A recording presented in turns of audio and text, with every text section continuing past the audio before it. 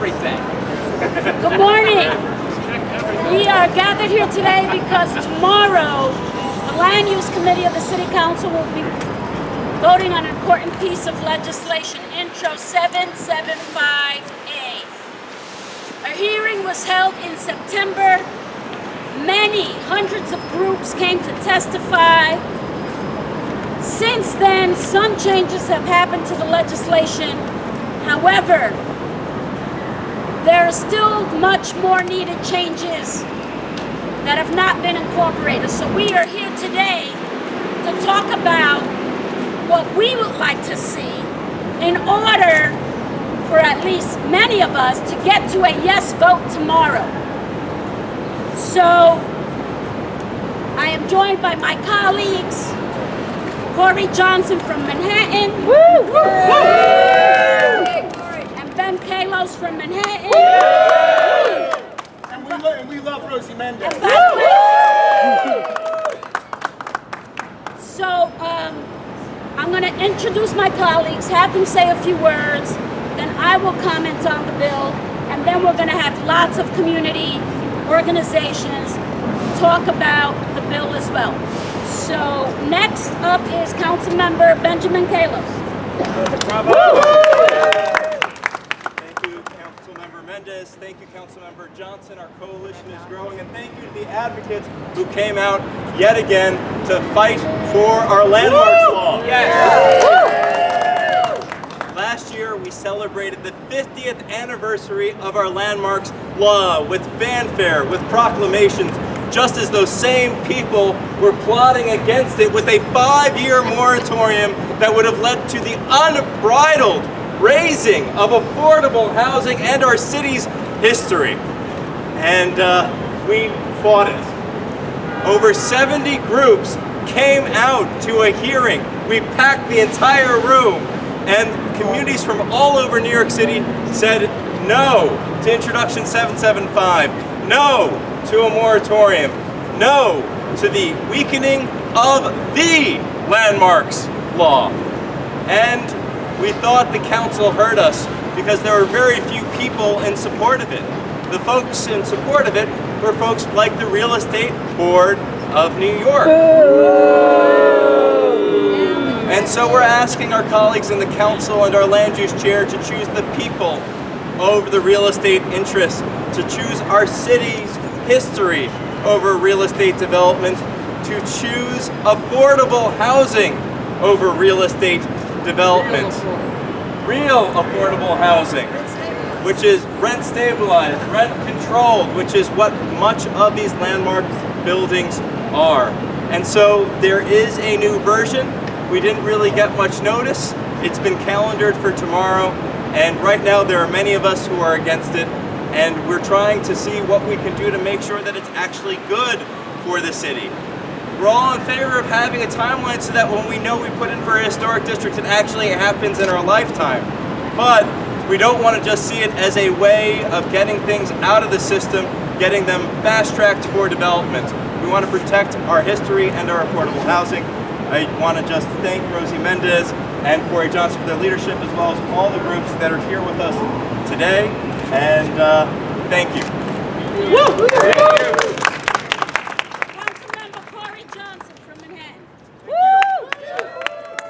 Thank you all. I want to just say that Councilmember Kallos and Councilmember Mendez and I and Andrew Berman and Simeon Bankoff and MAS and Landmark West and so many of the groups, we have been on the phone with each other for the last 3 days nonstop, trying to constructively work with the chair of the City Council's Land Use Committee, Councilmember Greenfield, who has been open to some changes, and we have been talking with him in a constructive manner to try to fix the bill in a way that we think is better and less objectionable, and that would still accomplish some of the things the bill aims to accomplish.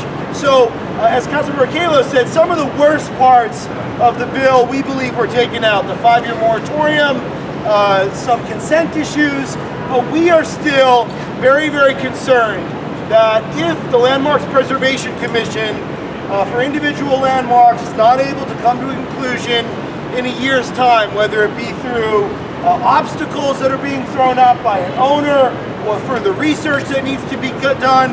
We want to ensure that at the end of that year period, when the 1 year expires, or for historic districts, the 2 years expire, there is no gap between when the LPC can come back and vote to recalendar the item so that the district or the individual landmark stays protected.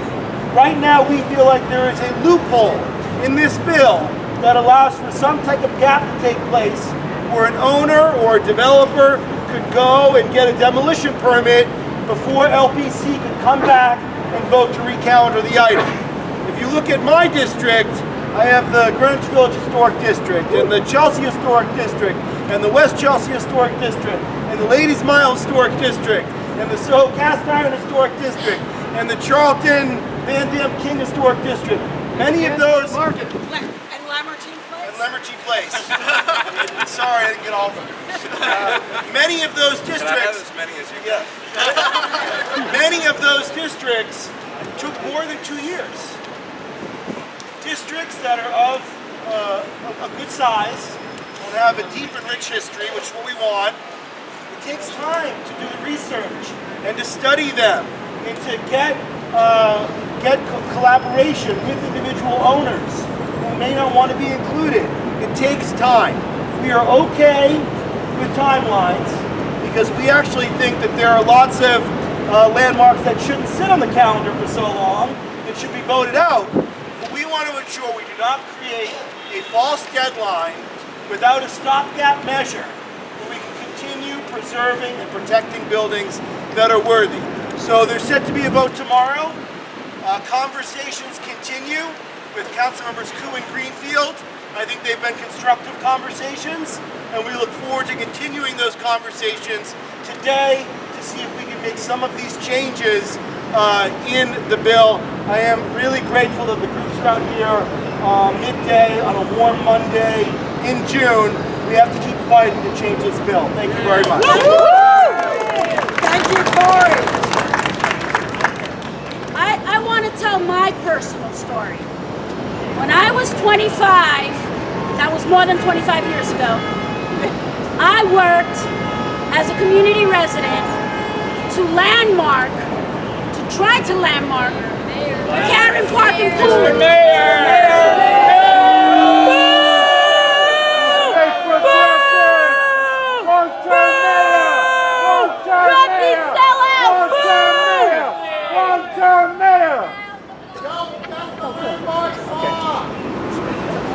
Thank you. As you were. Okay. As I was saying, when I was 25, over 25 years ago, I worked with a group of my neighbors to try to landmark McCarran Park and Pool. That was in 1987, we started that venture. In 2007, I voted for that landmark in the city council. It took 20 years. There is a balance between 20 years and what this bill proposes to do 1 year. We have to find that balance. So yes, we do need some change. We are fine with timelines, but those timelines have to be adequately reflect what's going to be a fair process to really try to landmark some important buildings and some historic districts and not just clean a calendar and clean it right off the Landmarks Preservation Commission's calendar list. So we are asking the chair, Councilmember Greenfield, to continue some dialogue. We can find that medium point to get us tomorrow to ensure that demolition permits are not gotten at a moment's notice as soon as that 1 year expires, and so that we don't lose valuable landmarks in this process. Yes.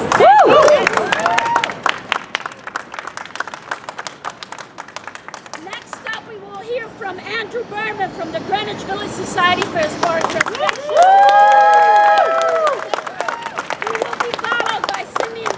From the Historic Districts Council. Thank you very much, Rosie and Ben and Corey and everybody who's here today. We are here to say to the City Council, unless this bill is substantially changed, vote no. This bill will be, in its current form, incredibly harmful to preservation efforts in New York City, incredibly harmful to New Yorkers who wish to hold on to the character of their city, the character of their neighborhoods, the identity of their beloved landmarks. It is pro-demolition.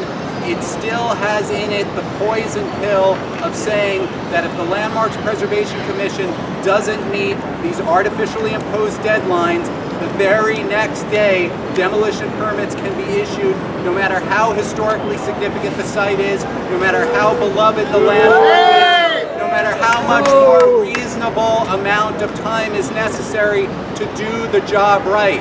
So this bill has to be amended, or it should not be passed at all. We need to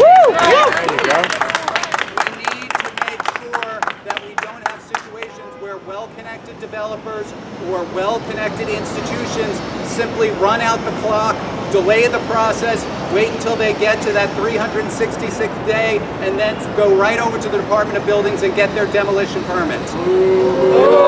That's what this bill currently would allow to happen. We hope that the sponsors recognize that that's not good for New York and that they're willing to change, but actions speak louder than words. We have to see those changes in order for this bill to become something that is worth supporting. It is not right now, and we say change it or vote it down.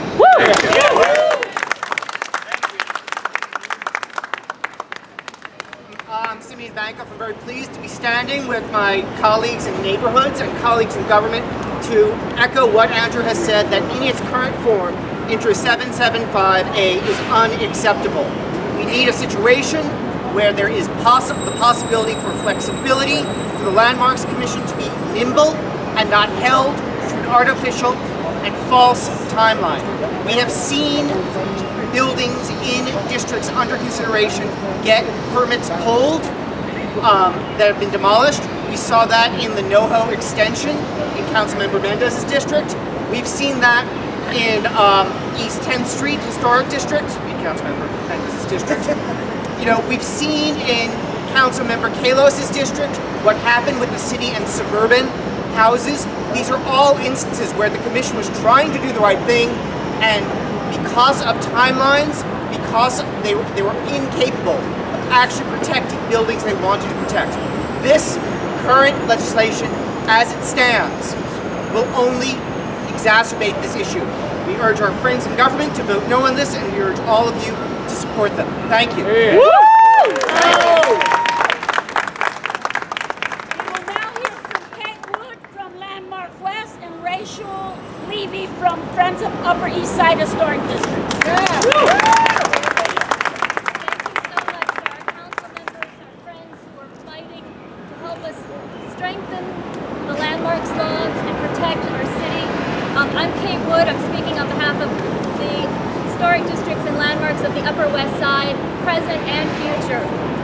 Just a few weeks ago, many of us were here in this exact same spot, calling out some members of the city administration on land use decisions that too often send the clear message to public citizens, New Yorkers, and communities throughout all 5 boroughs that we don't matter, that our rights don't matter, that what really matters is what real estate developers want and what their paid lobbyists and political contributions can get for them, and that's what matters. Every day we learn of a new case of unjustified quid pro quo land use decision making that puts another nail in the coffin of our neighborhoods. We can only hope that the ongoing investigations get to the bottom of the disease that plagues us before it's too late. So it's against this backdrop that we come here today. Intro 775A represents yet another developer-driven attack on our neighborhoods and the laws set up to protect places that matter most to New Yorkers. Let me be clear. We need a landmarks preservation process that works. The data shows that preservation is good for our city, its economy, its affordability, its culture, and especially its people. We've advocated advocated for improvements that would genuinely strengthen the Landmarks Preservation Commission's ability to do its job. There's a waiting room of bills that would really create a more transparent and responsive process. But this is not how we get there. We don't achieve transparency, accountability, and responsible action to protect our landmarks by forcing a vote on a controversial bill that no one even saw a draft of until 3 days ago. We still don't know what's in that bill. And we don't serve the public interest by passing a bill that serves developers first. Woo! Anyone who tries to tell you that Intro 775A provides more transparency and more protection for deserving landmarks is just not telling it to you straight. This is not good government. This is government in the dark. We the people can't stand up. We're here on the steps in the council chambers again and again because we refuse to abandon our city, even though it often feels as though our city has abandoned us. We're here to take back our city for the people. We're here to oppose Intro 775A and support amendments that would truly strengthen our landmarks preservation process. Thank you.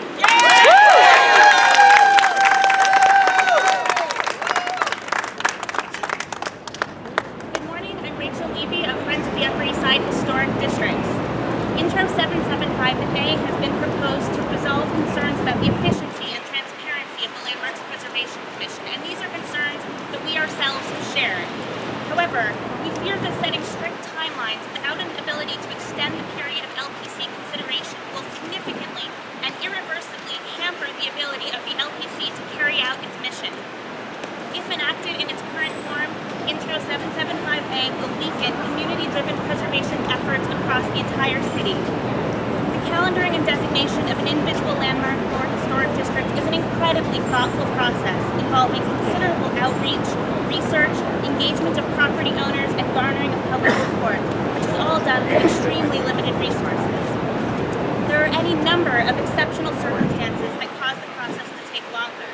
That's why the LPC needs to have a more flexible process beyond the proposed timelines and increased allocation of funds to enable it to effectively carry out its mission to protect New York City's landmarks. Absent these changes, we ask the City Council members to stand with us in opposing this bill in its current form.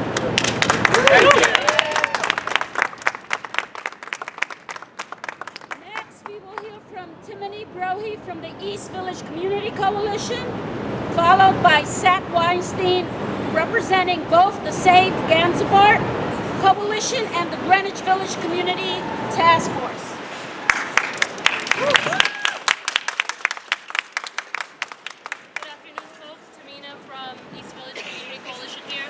I will echo what my friends, neighbors, and colleagues have said and keep it brief. Intro 775A does nothing to increase the transparency and to increase the accountability that we need to keep continuing our historic sites and resources in the city. So I encourage everyone to encourage your council members to vote no on Intro 775A. It really is something that we need to we are coming together to continue to preserve our historic resources in this city. Thank you.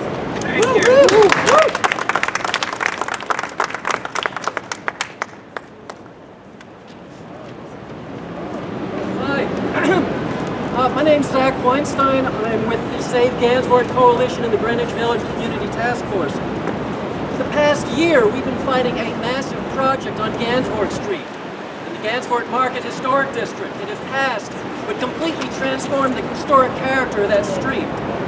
2 blocks south on Jane Street, there are 2 other proposals for massive buildings that would completely transform the character of Jane Street in the Greenwich Village Historic District. All over this city, historic buildings and historic districts are under attack. And Intro 775 is just one more example of that attack. If passed in its current form, it would essentially cripple the existing landmarks law by enforcing an arbitrary deadline for the passing of new designations. And it's a one-size-fits-all solution. It makes no allowances for the fact that some districts encompass hundreds of buildings and are extremely complex. And some designations are very simple, just one block. The other huge problem with this bill is that at the same time it imposes these mandatory deadlines, it does nothing to give LPC the additional resources which it so desperately needs in order to accomplish its tasks in a timely and efficient fashion. So we strongly, strongly urge the City Council vote no on this bill unless there are significant changes that make it acceptable to the preservation community and which would make it a force to actually aid and assist the preservation of New York's character and historic.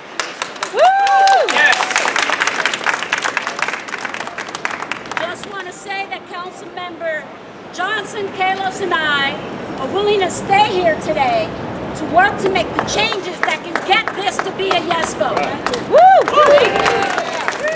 But unless the changes are made, we're voting no.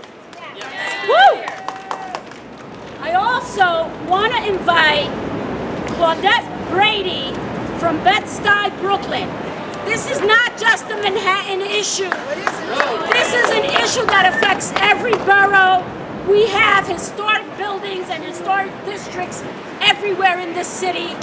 And if we want to preserve our history, we need to have legislation that makes a little bit more sense. Claudette.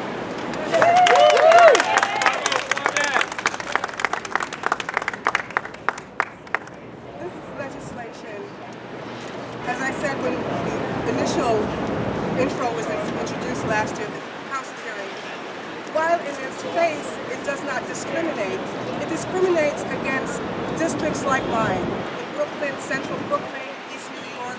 We are run by volunteer organizations. I'm the only one from those districts who's able to be here today because everyone else has a job to do, has to work. I was lucky that I could take off today. So when you put in a time limit on an organization where the efforts are completely community-based and completely community-driven, unlike my colleagues on the Upper West Side, I love you guys dearly, who have full-time staff to support their efforts. We do not. 70 years we have been working on the designation of Bedford Historic District. 70 years community members are hitting the streets day by day, going door to door doing this. Crown Heights North, 12 years. These were community members who gave their time and money and effort. In East New York, we have Zuma Linda, a young 20-something-year-old who's struggling to get her area designated without lots of money and influence coming in.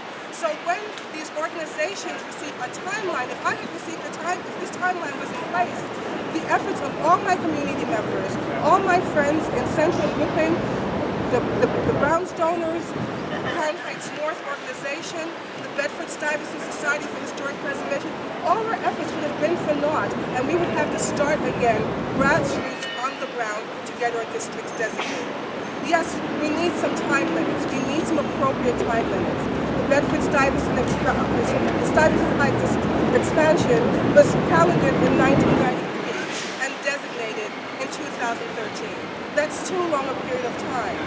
However, 2 years does not take into consideration the size of the district, the amount of work that needs to go in. You could have a district of 10 buildings, or you could have a district of 1,000 buildings. They cannot have the same timeline. There isn't the manpower in LPC to do that kind of work over that period of time. Thank you, and have a great afternoon.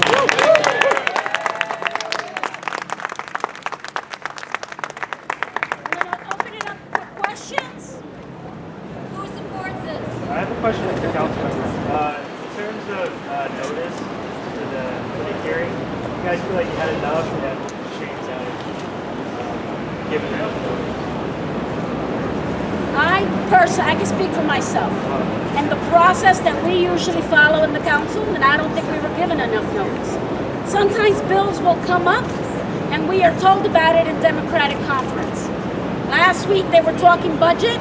We were not told about any legislation, particularly any legislation where a hearing was had more than 6 months ago that we're going to be voting out now.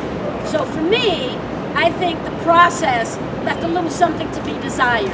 However, if we are able to get this bill to a good place between what's left of this day and tomorrow, then I can be convinced to be a yes vote, irrespective of how I felt we would shortchange our process. Because if that was the case, we would not be scrambling all weekend long and having people to take time off of work to come here to make their voices heard. As part of the City Council's rules reform package, we're supposed to have opened up the legislative process so that everyone can track what's going on in the City Council. We have very little time left in this current term to make those changes. But one of those changes would have been the ability to actually just set a tracker and an alert on this legislation.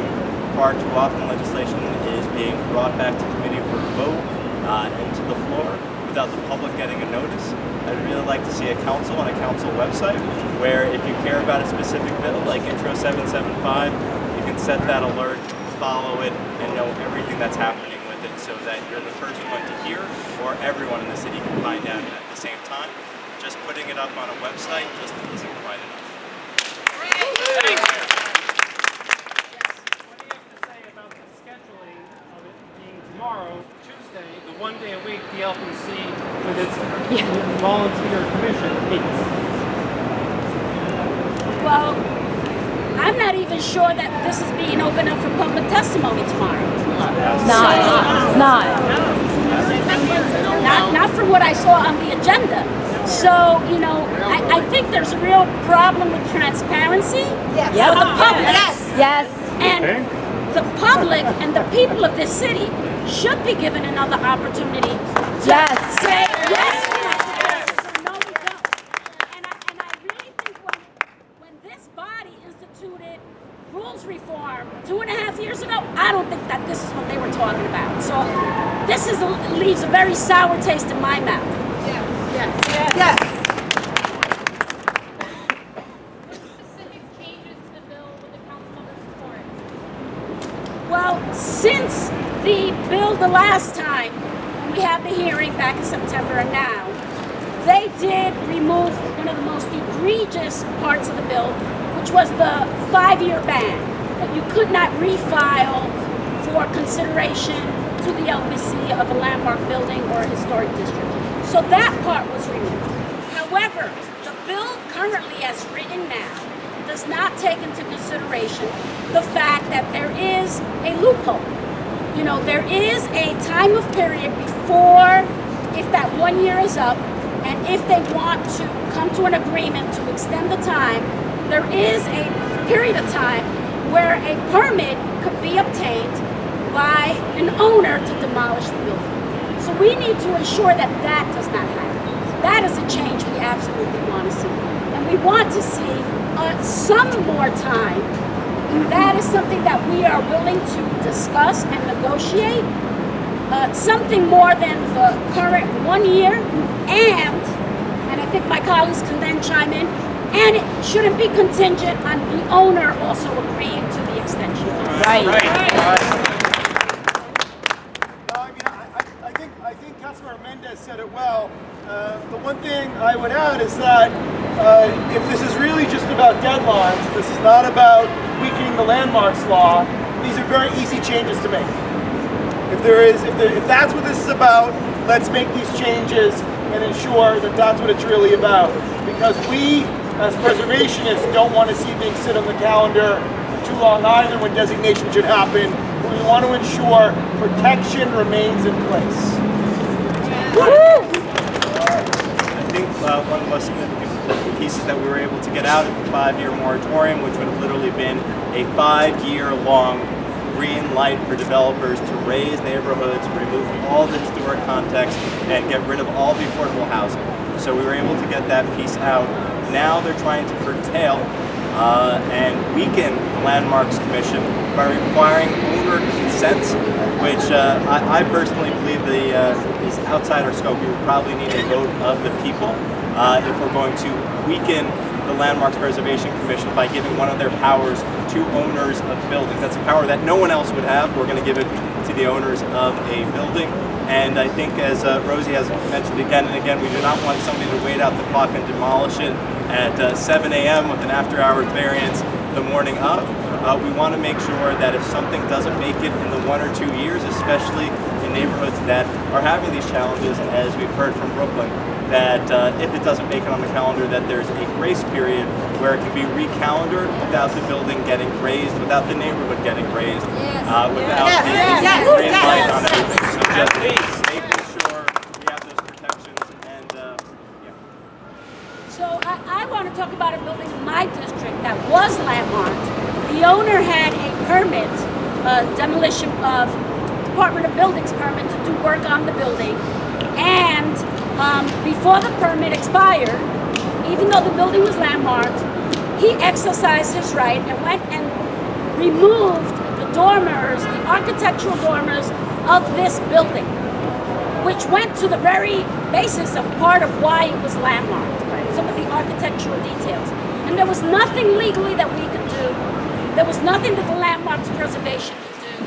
So if a building isn't landmarked, this would create a path for an owner to get its permit and exercise his or her option to utilize it before a designation happens. Any other questions? So, just to be clear, because a lot of people are saying that we are against timelines, and we are here to say is we want something that makes sense. So, timelines! Yes! Loopholes! No! Timelines! Yes! Loopholes! No! Timelines! Yes! Loopholes! No! Timelines! Yes! Loopholes! No! Timelines! Yes! Loopholes! No! Timelines! Yes! Thank you, everyone. Thank you.